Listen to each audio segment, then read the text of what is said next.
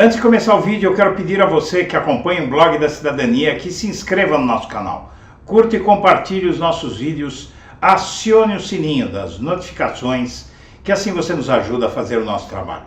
E vamos ao vídeo.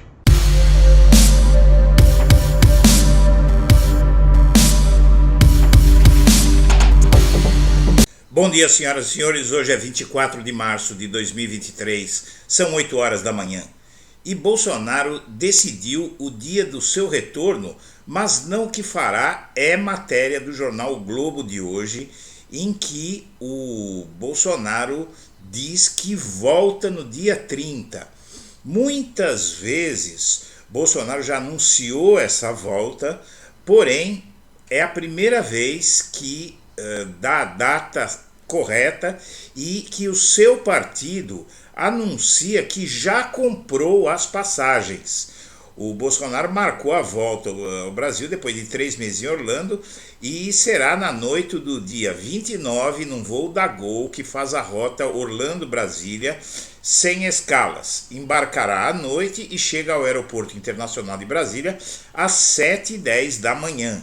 No fim de semana passado, ele já havia dito a mais de um aliado que a data era essa. Embora Bolsonaro, nessas conversas, avisasse que estava tudo decidido, ninguém ainda poderia ter total certeza, porque já outras vezes ele marcou data e não voltou. Só que agora, segundo o jornal O Globo, seria diferente. O PL já teria comprado as passagens. Bolsonaro retornará junto com seus 3 seguranças, o capitão da reserva, um primeiro sargento e um coronel. E que tipo de recepção o PL ou seus seguidores preparam para ele? Nesse ponto, o seu improviso e indecisão impera. Não há nada definido. Vamos ter que ver aí o que é que vai acontecer, porque certeza mesmo, não há nenhuma. E a exemplo da Marinha, Exército e Aeronáutica pedem que militares se desfiliem de partidos políticos, porque é ilegal. A determinação enviada pela Força Terrestre prevê a desfiliação no mais curto prazo possível e é passível de sanção militar. Na verdade, a lei impede que militar da ativa entre em partidos políticos, né? Simplesmente as Forças Armadas vão começar a fazer valer a lei brasileira. É o mínimo que se espera, que este país passe a obrigar a que todos os servidores públicos cumpram a lei, que é algo que os militares não fazem há muito tempo.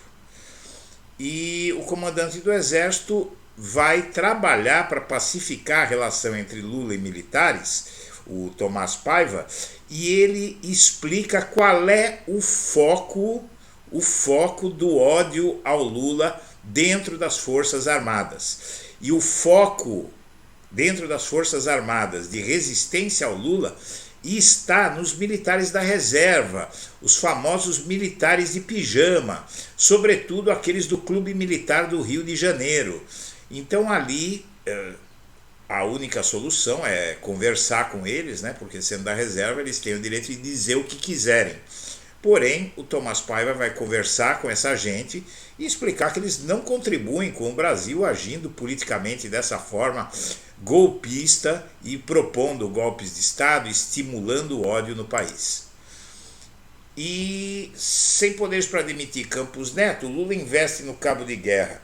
O fato é que esse Campos Neto, o neto do Roberto Campos, né, o sujeito que acabou com o reajuste do salário mínimo no Brasil quando comandava a economia brasileira, né, era ministro da economia brasileira, lá durante a ditadura militar.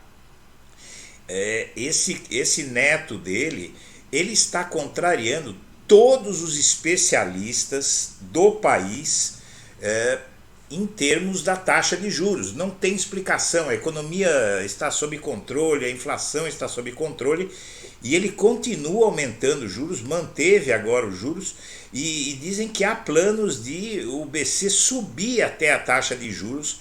Está mais do que claro que esse Campos Neto está agindo politicamente.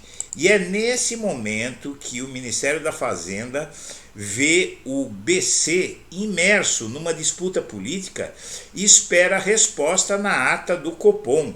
O governo acredita que indicadores econômicos não justificam o tom duro da autoridade monetária.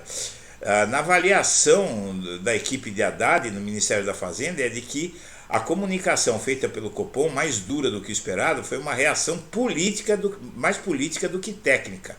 E aí, o Haddad, ao falar nisso, ele deixa uma mensagem sobre esse presidente bolsonarista do Banco Central.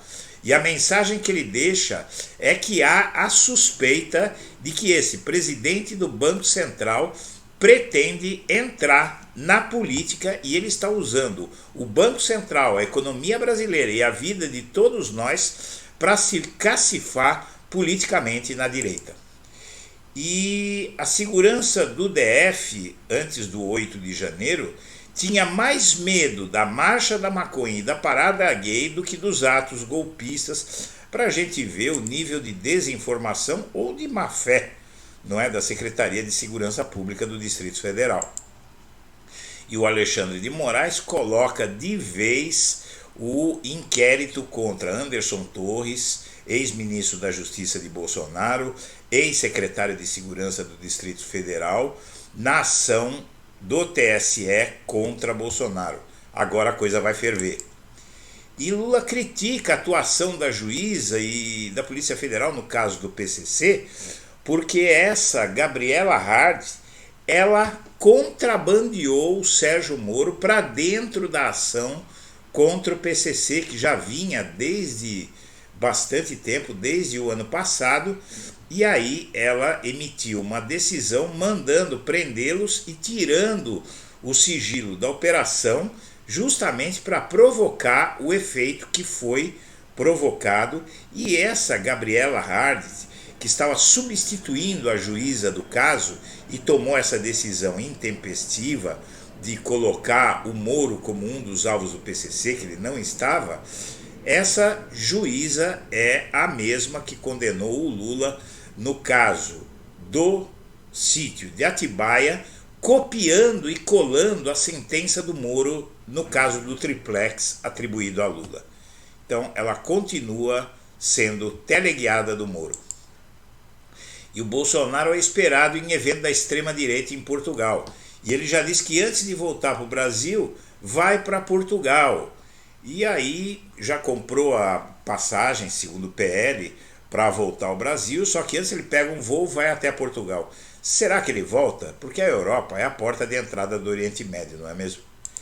E por fim, Lula e Lewandowski voltam a conversar sobre vaga no STF, e o Lewandowski pediu ao Lula que nomeie Manuel Carlos seu assessor durante todo o tempo que ele ficou no STF. É um jurista, um advogado extremamente competente, apesar de muito jovem. Vamos ver no que vai dar, porque o Zanin está bombando aí. Senhoras e senhores, nós agradecemos a atenção e estaremos de volta ao meio-dia.